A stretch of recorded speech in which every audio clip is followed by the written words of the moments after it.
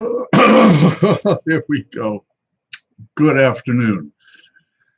Welcome to the old Have a Beer with the Old Growler. I'm the Old Growler, Peter LaFrance. Glad to have you with me this afternoon. Today is the 4th day of May, 2020, and it is the 49th day of shelter in place, and it's the 31st Old Growler presentation. And I tell you, it's been fun. I'm looking forward to it today. Today is a Monday. Being a Monday, the Henry Street Ale House is not open, and so I have not been able to get a growler today. So the Old Growler is without a growler, but I did manage to find in the back of the fridge a Magic Cat Feast of Fools. And I think we've had the tasting of the Magic Cat Feast of Fools before, but it was not as old as this one. It was older than this one. And this one doesn't have a date on it. I don't think it does. But we're going to get down to it. It's let's see. Doesn't say. All right. Well, glad to have you here. And just a short explanation. As I said, this is the 49th day of shelter in place, which means that the pubs, bars, and taverns of Brooklyn and the rest of the city have been closed. And I've spent most of my last 35, 40 years covering the beverage, alcohol, hospitality industry, and most of my time either writing or doing video or visiting pubs, bars, and taverns, especially brew pubs and small microbreweries. And I spend most of my, I'd say, good 3 or 4 hours a day in that situation. And now, and let's not forget, for research, you have to add another hour or two a day. And so I spent most of my, well, some of my working day in pubs and bars. And now that there's none open, well, I hate to drink alone, and so and I went out and I invited as many people as I possibly could to come and have a beer with the Old Growler at 5 o'clock. Have some beer tastings, have a chit chat about this, that, and the other thing. And oh boy, here we go. Let's crack this open. It's 5 o'clock. Boy, I hope this is better with it. Again, older beers, it's tough to. They're like older us. They have a tendency to get. Well, this one looks pretty good.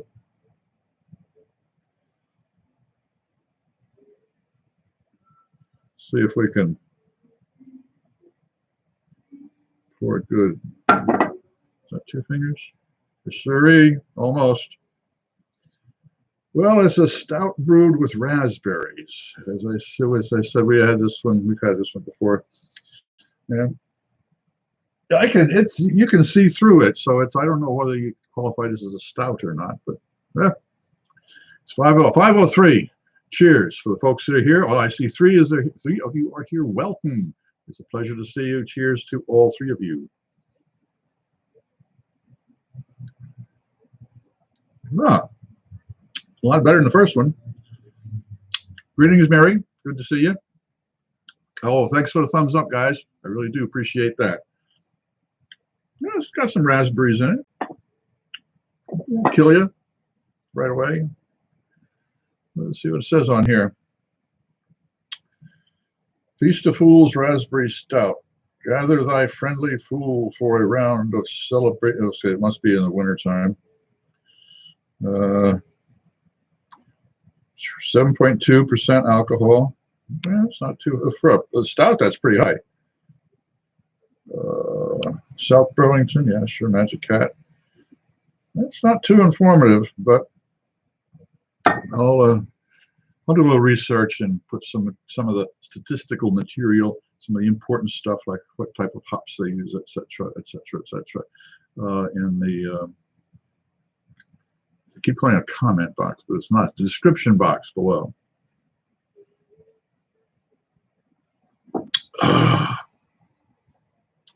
Well, as I say it, I got to make do.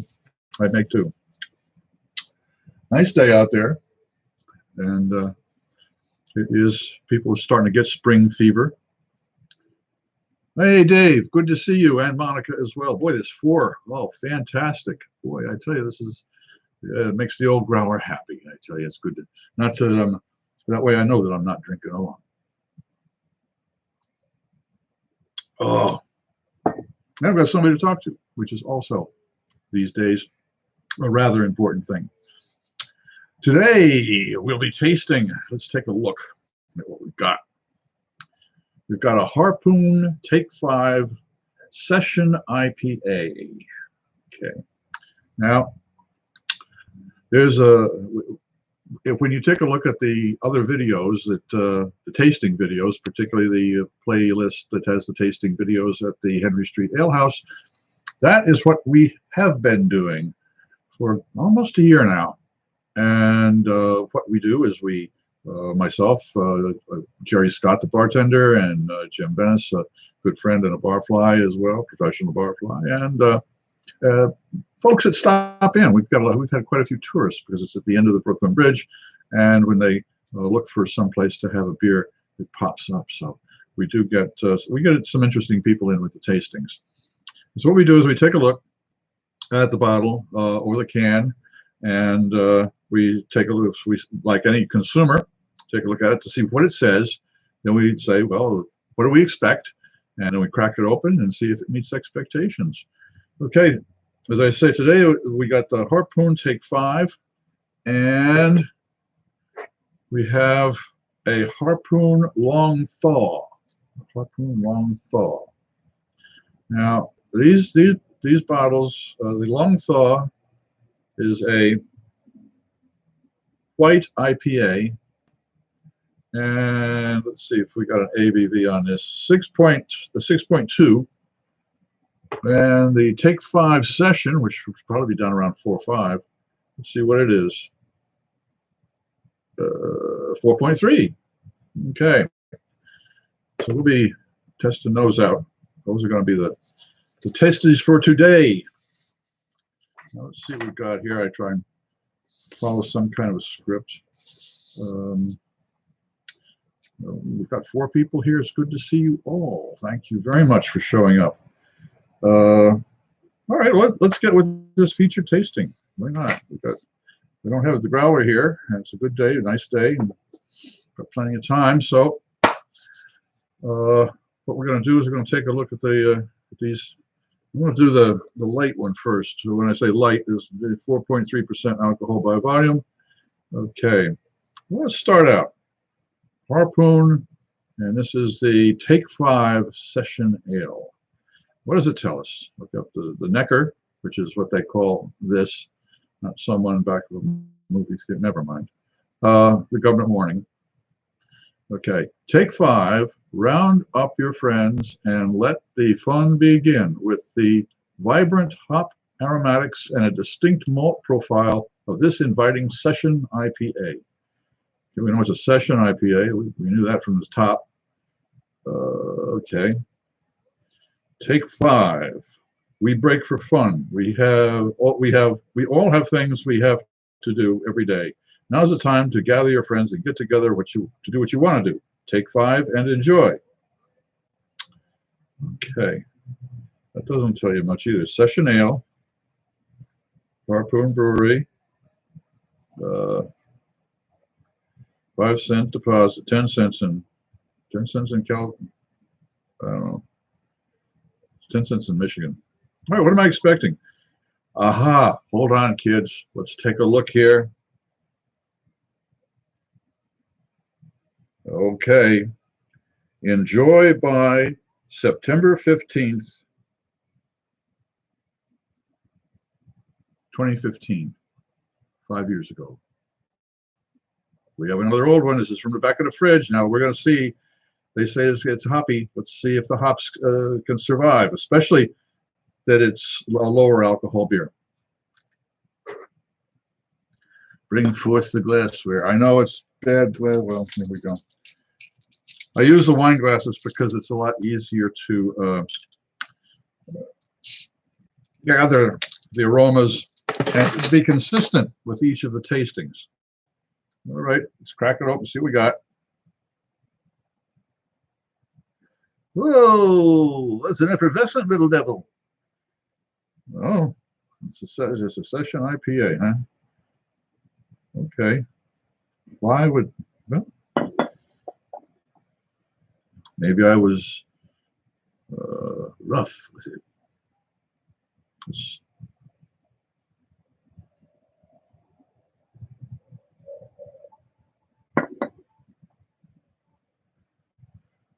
it's a smidge cloudy. It's been taken care of, though. And it's very effervescent. I mean, boy, you can see, I can see the bubbles coming up from the bottom of that thing, boy. But that's got a lot of bubbles right there. Look at it, right there. Okay.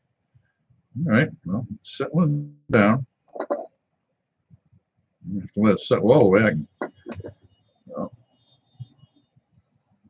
the old trick, if you want to make sure that you want to make a head disappear, is just put a little oil on your finger and pop it on top. That would kill a head. Okay, let's give a sip of this. Take 5, 5 years old. Take 5. Okay, here we go. Oh, that has a florist shop kind of aroma. That's what I mean when I say floral. It's like walking into a florist shop. Not a funeral parlor, a florist shop. Yeah, get your head on here right. Let's give it a shot.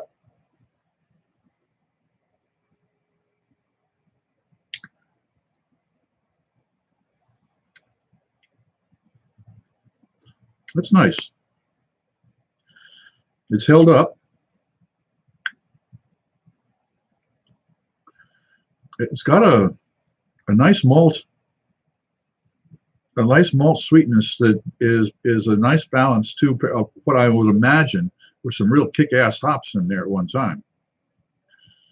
Well, they're still in there, but they've gotten older and they can't kick ass as much as they used to. Boy, boy, the bubbles just come right up off of there. That's a good one. It certainly held its effervescence. Second sip.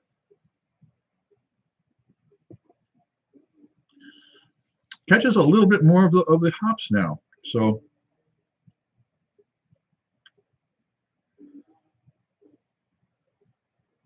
well,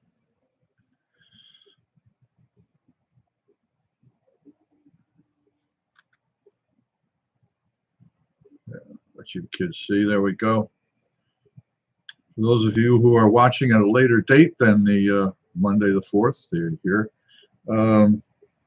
I shall leave some links in the description box below. We have had a chance to visit the Harpoon Brewery in Boston, and that was a lot of fun. And the bottling line as well, the brew house. So I'm pretty sure I can find the links to those videos and make sure that they are down there.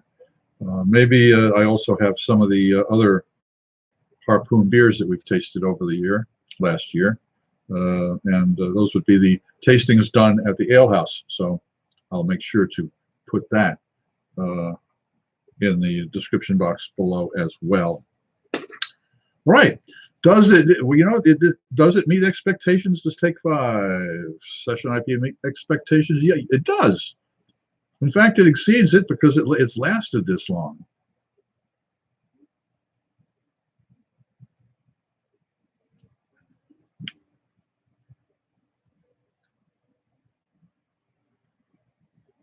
It's aged a bit. I mean, that's for sure.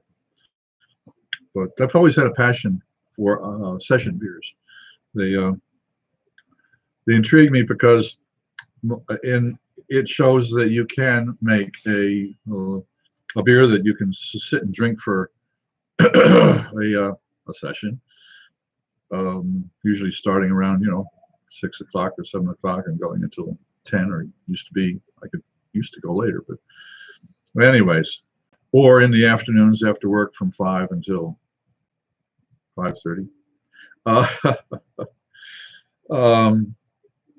But to be able to have a few pints with your friends, that's the key.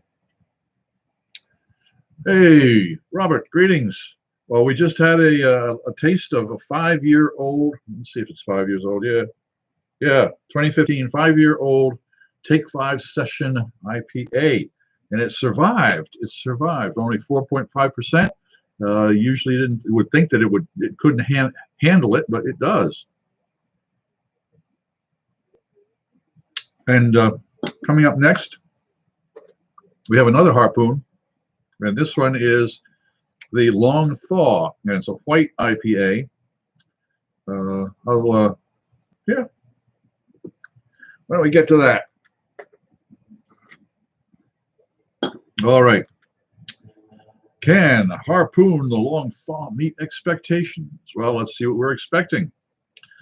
Again, on the necker, it's got the government warning that if I'm pregnant, I shouldn't drink this.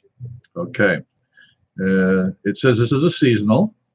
Okay. Spring in New England is fickle, but that doesn't mean we can't enjoy it. Whatever the thermometer way says, enjoy the long thaw. Okay, so this has to have been a springtime beer. And it says, ale brewed with, oh, this actually tells us something. Thank you, Harpoon. Ale brewed with spices and with coriander added. Harpoon Brewery, Boston, Massachusetts, Windsor, Vermont. Alcohol 6.2 by volume. And on the label here, I don't know if you can see it, there's orange peel. It looks like an orange peel there. And some hops, of course. So we're looking for some hoppy beer here. The other side, the deposit for things. Okay, brewed with spices. That's kind of generic. And with coriander added. All right, spices and coriander. Keep that in mind. Okay, on the back, it says anticipation. Whether you're hopping for more snow, H-O-P, hoping for more snow, anxious for warmer days, waiting can be tough, or not, if you've got this beer in your fridge. Okay, well, let's crack this. What do I mean? Oh, let's take a look at the date. It says here, enjoy by May 15th, 2014. So this is 6 years old. Okay, and it's got a 6.2, 6 years old, 6.2 volume, alcohol by volume. So what are we expecting from this one? Well, 6.2 that's a little hefty, but a white IPA. I have a sneaking feeling that this would be called, if it was brewed and bottled today, a New England or an NE, which means a cloudy IPA. So let's crack this. Well, okay, I'm expecting a cloudy IPA. As far as the hops go, I don't know. We'll find out. And again, I'll try and get some information on this and put it in the description box below. Okay, let's crack this open. What do we got? Okay, take a look.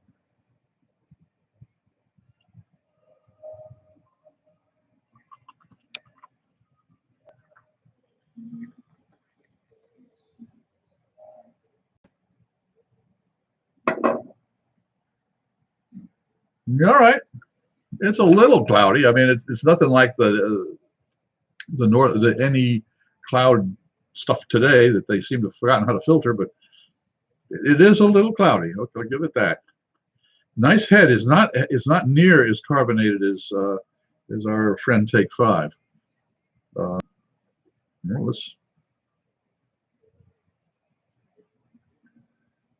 That's an odd, dusty type of an aroma there. Kind of like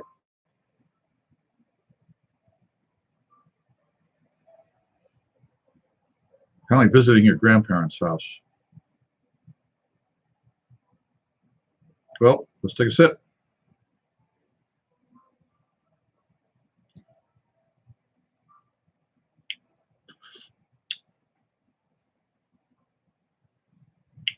Well, it does have a nice astringent finish to it. Bitter, astringent mouth pucker power. Yeah. I'm hoping that it had some other interesting notes earlier on, but again, it's not. Does it meet expect? Anything is old. If it's still drinkable, meets expectations. So yes, it does. It does. It does. Robert's drinking a Montauk Summer in the nice weather. Yeah, boy, isn't the weather nice today? Boy, I tell you. I was kind of glad I had a little bit of work to do in here. And didn't get outside. Get outside in the mornings, walk across the Brooklyn Bridge and back. That's 2.2 miles altogether, I believe. And 2.2, is that a kilometer? No. 0.8 miles is a kilometer, I think. Therefore, I am Rene Descartes. But we usually see 10 or 15 people out there, so I get a good hike.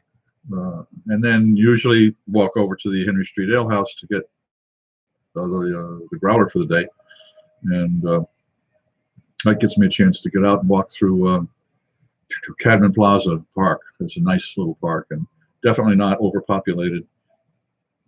I have my little mask on. Boy, do I look funny. But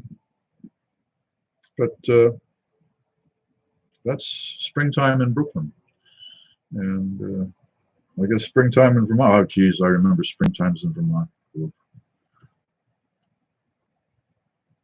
4 o'clock in the afternoon. They put a table at the door, and they have growlers and cups. I think it's 1 pint, 2 pints, and then 4-pint growlers, or you can bring your own growler, which I always. Well, I don't have it here, but I have a growler that I've been using, and they'll fill that up for you. So, and I don't know how late they stay open. I don't think it's too, maybe 8 o'clock or something like that, but I'd have to ask Jerry to find out.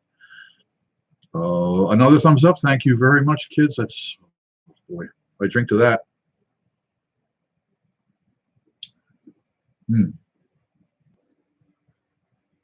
Second sip.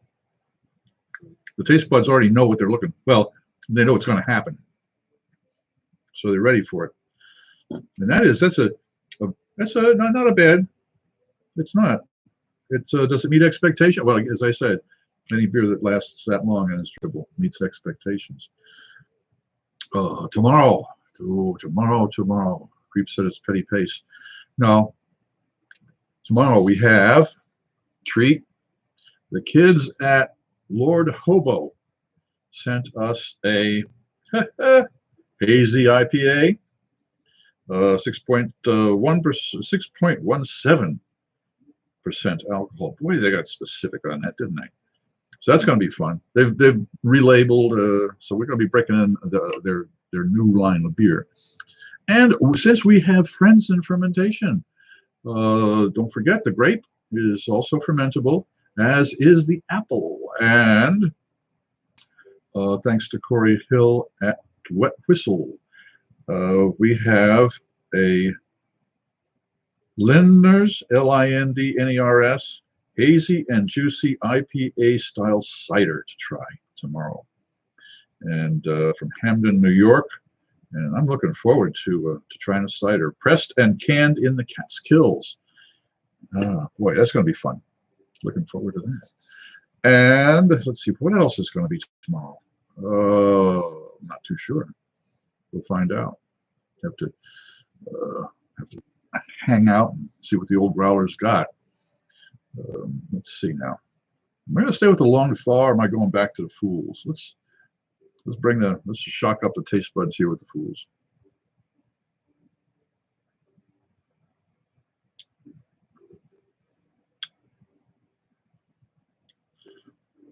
Well, yeah, I'm going to stay with the Long Thaw.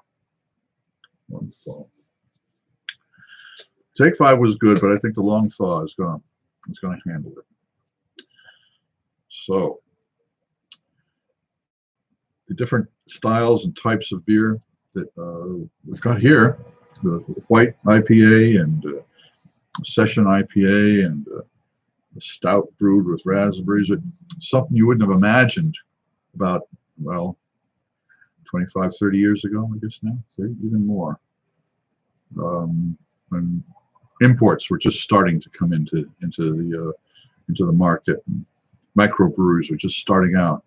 I remember back in oh Lord, I know in 78 and 79, I believe I was home brewing with a buddy of mine, Jim Glass, and he had a bigger apartment than I did. I was living on 90th Street, and I lived in 90th Street. It was a one bedroom with a kind of a closet for somebody else, and a work area, a living room, a kitchen. There was no sink in the bathroom. It was just the commode and a tub, which was a step up from 65th Street, where the bathroom was a water closet and the tub was in the kitchen. That was fun. But anyways, back then, we started home brewing because it was semi on almost a dare. I had a book in my bookshelf, and somebody pointed to it. It was how to brew beer, and they said, "Oh, you can't brew beer." And I said, "Well, yes, we can." So I started brewing, and Jim and I started brewing. And at the the place to get supplies was Mylan Labs on Spring Street in Manhattan. And there was a message posted on one of the boards there that people were trying to see. There were some folks trying to put together a homebrew club. They were mainly officers and well, I'm not too sure of Navy rank, but CPOs, chief petty officers. There were a couple of them that were brewing, and they wanted to see if anybody was interested. And so I gave them a call, and it didn't pan out. But in 1987, I was here. Yes, I was here in 1988. The New York City Homebrewers Guild was formed, and it was, geez, I think we had 15 or 20 people that were involved at the time, and we had just started to be able to brew beer that was oh,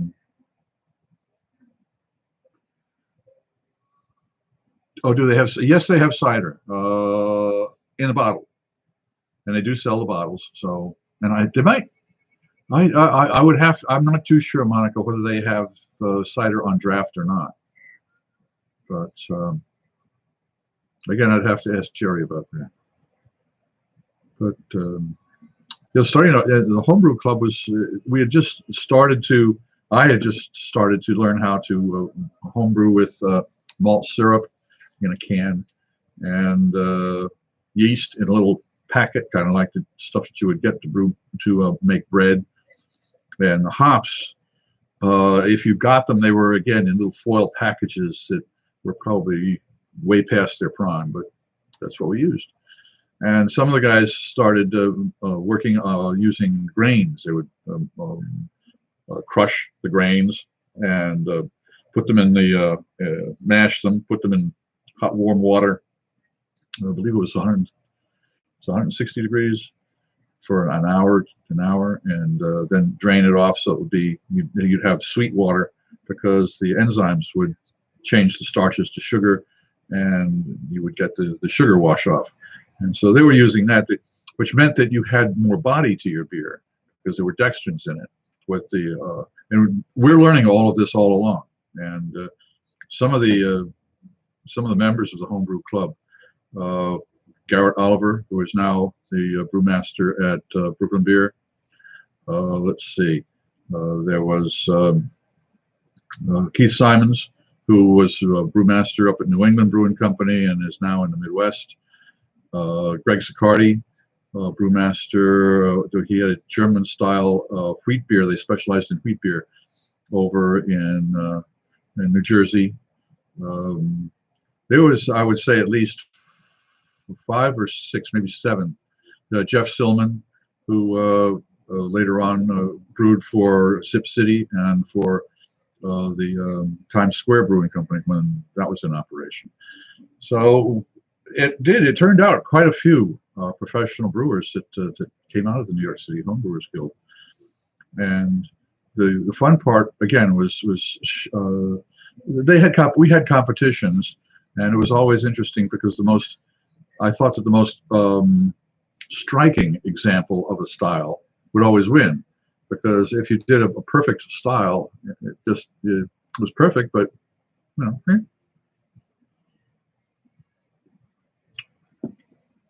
But I think we all discovered that in homebrewing, if you could cook, or if you liked to cook, or if you were comfortable in the kitchen, you could homebrew. The sanitation is the same. The processing, you're dealing with the temperature and time and the different flavors. It's all very much the same as cooking. So if you can cook, you can homebrew. It's and the equipment isn't that difficult to get either, or to have. It's well, these days to get a 5-gallon glass of carboy might be a little difficult, but they do have the plastic ones. And you would need a pot, like a stew pot, to mix the wort in, and then you would have to chill it, and that was problematic, but it could be done. You don't really need any special equipment. You can always put the pot in the sink full of ice. That was what I used to do, and stir it with a sanitized spoon. Sanitizing is one of the key parts to homebrewing. If you stay sanitized, not sterilized, but sanitized. So we used, I think it was 4 tablespoons of bleach to a gallon of water. And you put your stuff in there, and that pretty much sanitized just about anything. Or you use sodium metabisulfate. That was another, it's kind of a bluish chemical that you put into water, and you would rinse your brewing equipment, and it would sanitize it very nicely. In fact, I know for sure it sanitizes. I remember distinctly when my daughter was born, they sent her and her mother, my daughter and wife, home from the hospital with the little kit, that you get with, well, you don't know, but it's a kit that has bottles in it, little bottles, and formula. It was cans of formula, and a little hat to put on your kid, and the whole thing, and the nipples and the rings. And I think there was 2 or 3 of them. I think it was 2 at least. And there was a box of formula and the whole thing. So Mary was the baby. My daughter she was hungry. Oh, really hungry. And so it said to sanitize these things, to put them in hot water, in a pot of hot water, boil it all up, let it sit 15 or 20 minutes, and then assemble it. The kid was crying, and Virginia was going nuts. And I said to myself, "What am I doing here? Problem solved, Peter. Sanitize. Sodium metabisulfate." Yeah, you are, Mir. So sodium metabisulfate. So I made up a solution, and I already had it really for the home brewing, and took those nipples and the rings and the bottles, and just immersed them in the sodium metabisulfate solution for about 10 minutes. Took them out with tongs, rinsed them off, filled them with the formula, heated it up. That was the day before microwaves. You had to put it in warm it up in a pot of warm water. But so that was I learned sanitization, and it worked. It was funny. I talked to the pediatrician after that, and he said, well, if it works, it works. So that was my blending of home brewing with becoming a new father. And it showed simple problem solving with what you work with, which is what a lot of cooks have to do. Especially when you're caught without a particular ingredient, you figure out what the flavor profile is that you're working on, and see if you can match that. But that was it. So that's the story of the New York City Homebrewers Guild, my association with home brewing, and it has. I stopped home brewing. Oh, was that 87, 88, 94, 90, probably in the mid 90s, early 90s. I don't know what I started at Bevamita.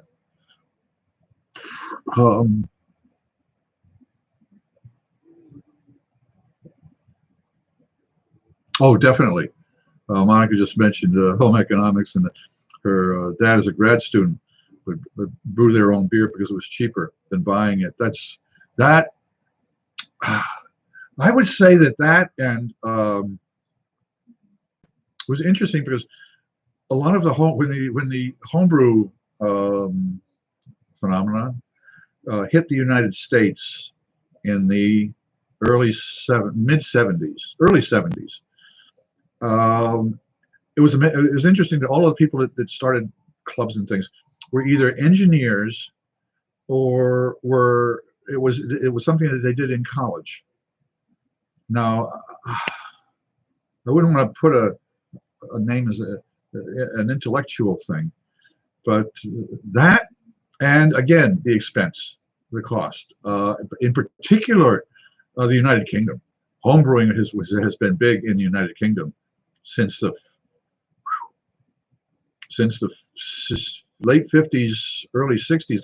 They still had rationing for sugar, and that would be how they would tax the beers, is how much sugar was in it.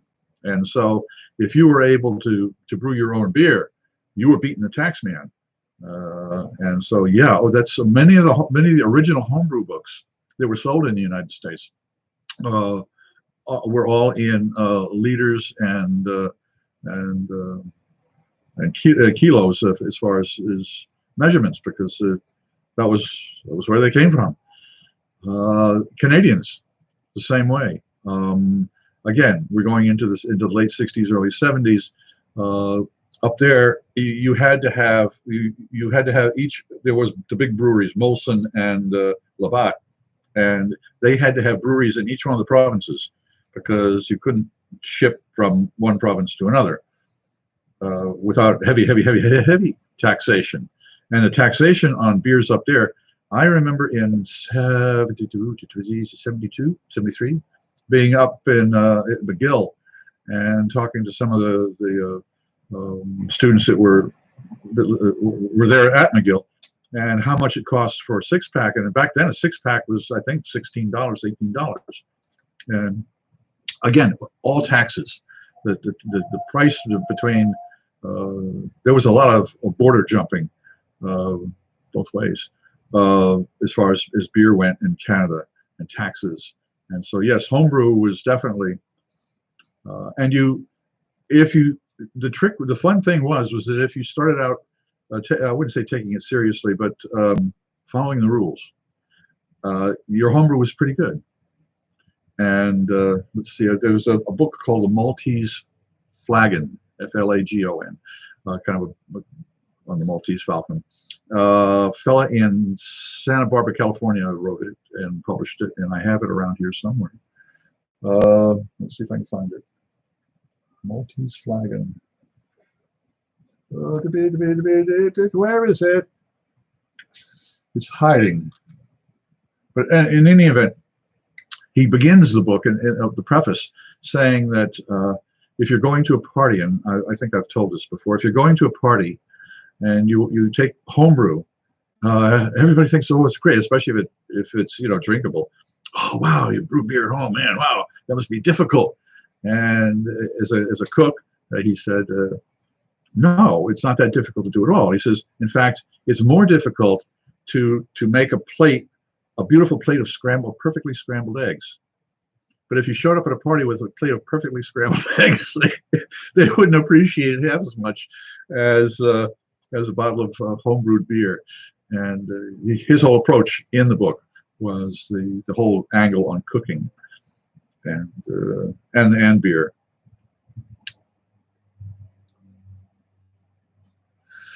You add, is it still the case today? Is it economically prudent? I am flabbergasted at the change in homebrewing. First of all, homebrewing equipment, and second of all, the materials. You can purchase. I can imagine you can purchase. When we started, out, you only had one kind of yeast, and you had to pick it off your beard. No, we did. We had only one yeast. It was called Red Star, and for the people. No, I forget who put it out. I'm sure it was probably Pabst, but Red Star was the yeast, and it was a little sachet packet, and that was it. Unless you cultivated yeast out of beers from Europe that had some sediment left, and that got to be a real science. You learn science doing that. Today, though, oh God, I think a quick look, Google up to look. You can buy. You go to a homebrew supply house, you can get like 30 or 40 different yeasts. Everything from a Belgian light to a Russian Imperial Stout. I mean, the yeasts are just, it's incredible. And the hops, you can buy hops that are practically, I wouldn't say fresh off the vine, but they have been taken care of very well, and you can get good quantities. The barley, to buy barley, malted barley, it's so easy to go to homebrew supply shop these days or online and get malted barley that there was no way we could have gotten that back 34 years ago. So the homebrewing today is both ways. It's it's refined, but the price points have pretty much, I wouldn't say stayed stable, but the ability to brew an incredibly quality beer is certainly a lot easier today. And even more shocking to me is that if you are in the suburbs or if you're in a semi-rural area and you want to get into home brewing, you can actually buy a brew house that has a large, and we're talking large, we're talking maybe 30-gallon capacity of a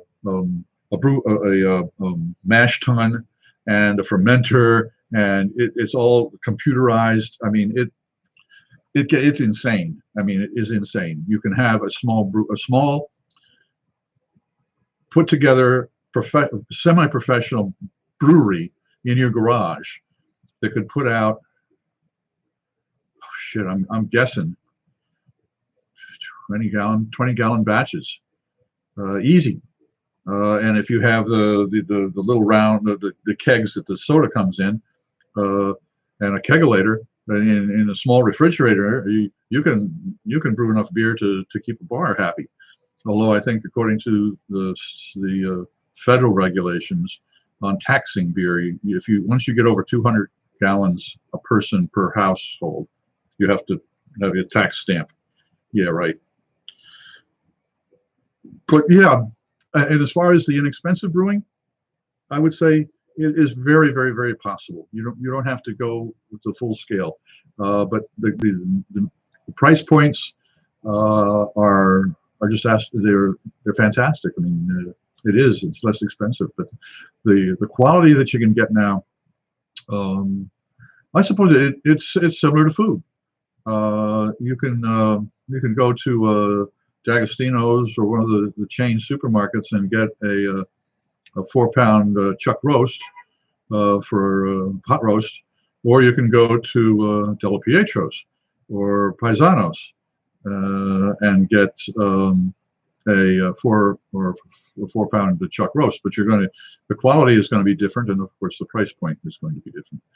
And that is the way it is with homebrewing. But the range now between just throwing together some stuff and letting it ferment in a bucket and to what's available is just it's astronomical and a lot of fun.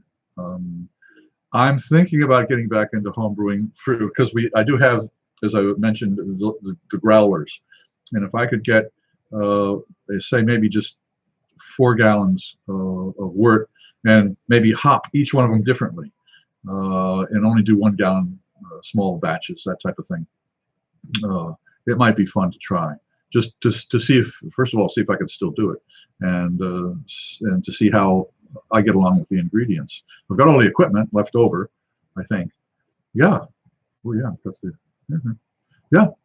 So it's very. Oh God. Now I've got something else to do. That's not good. Well, yes, it is. Oh, we have someone else visiting. Greetings. We're up to 5 people. Oh boy. And it's almost 5:45. I don't want to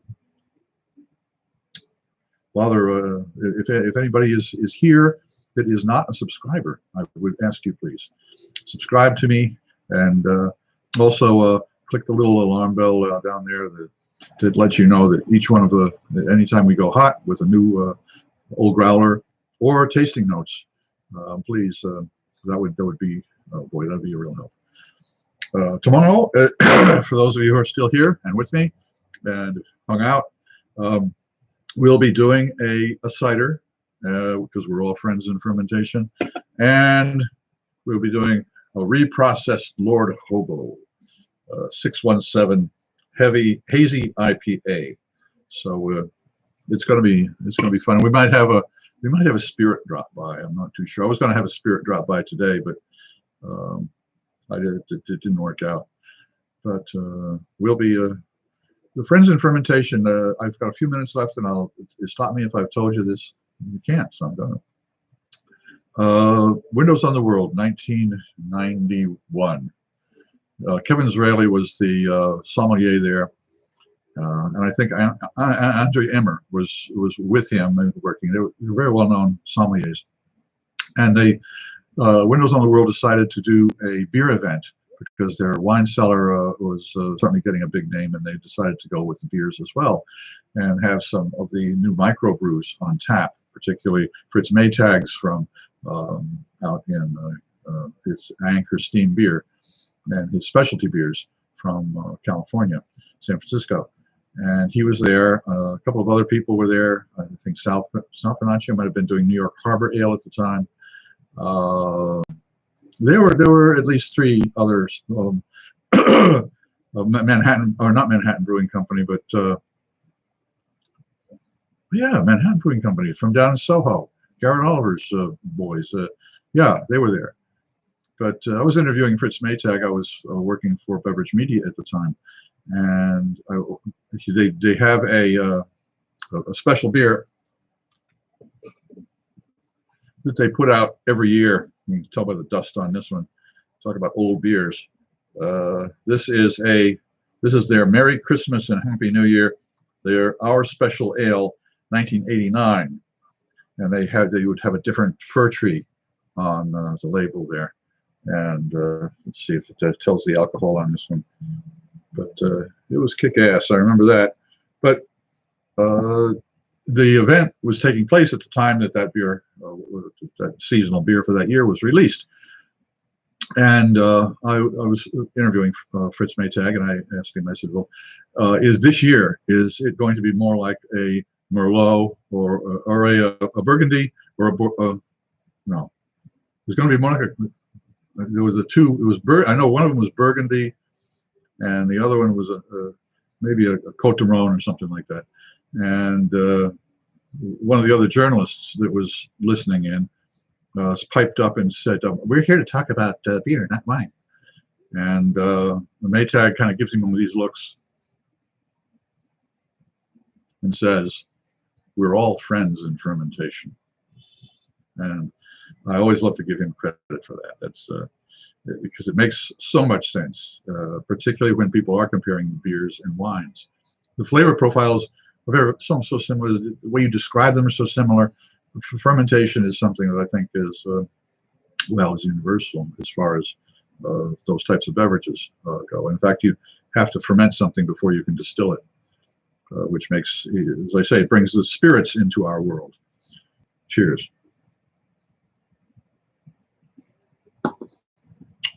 Oh, won't kill you. In any event, okay, I think we'll wrap this up today. I thank everybody for stopping by. All of you who are still here, I appreciate it. Look forward to seeing you tomorrow. And we're going to be, the tasting is going to be pretty much processed the same way. We're going to program it the same way.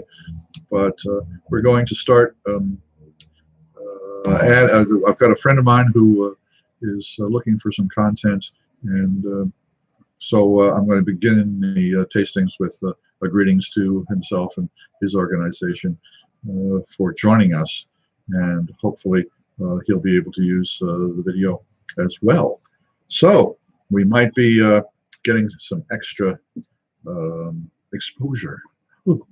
So other than that, I'd like to again thank you all for showing up.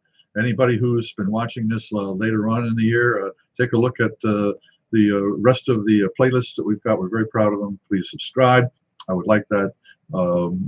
Click on the alert bell there so that you can get every single one of the tastings that we have. And wishing all of you a good Monday night, and look forward to seeing you tomorrow. Cheers.